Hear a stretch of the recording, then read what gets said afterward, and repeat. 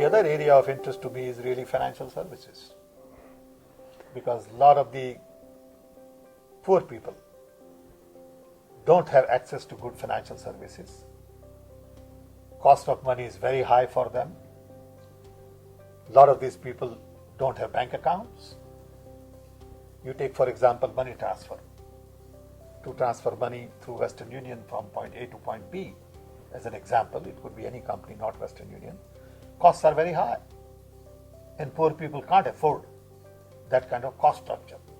So there is a need for financial services of a different type. I don't know what that is. For people at the bottom of the pyramid, where transaction cost is very low, speed is high, it is reliable, secure, and flexible.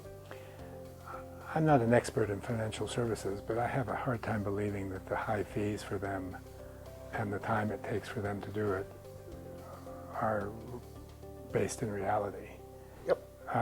And I think that, like manufacturing in this country, ended up being too expensive and not enough quality was in it. I think the same thing is going to be found in consulting services and in financial services. Okay, that's a good point. And innovation is needed in financial services in this country as well. When you have a financial institution trading stocks and advising one group to buy something and another group to sell something, you know something is wrong. That's innovation, but not the type of innovation we need. Exactly. And also charging, 0.5%, 1% when the returns are only 2%. True. And charging $20 for a transaction when it costs next to nothing to do it. Exactly.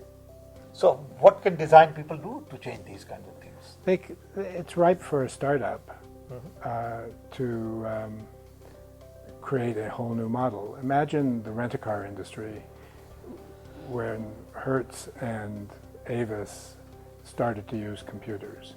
What they were doing was automating their own practices. Again, they were looking backwards as they were moving forwards. And then Uber comes along, and they use computers too for transportation, but they weren't using it to amplify or make the old model more efficient. They came up with a whole new model. The same thing will happen with financial services. You see the beginnings of it with Bitcoin, which is sort of the Napster. What Napster was to the music industry, Bitcoin is like, in some ways, to the financial industry. Probably not legal, but it's an indicator of things to come. The same sort of experimentation needs to go on with financial industries that went on with music, and we're waiting for the equivalent of Steve Jobs to use design to come up with a new model for financial services like he did for music.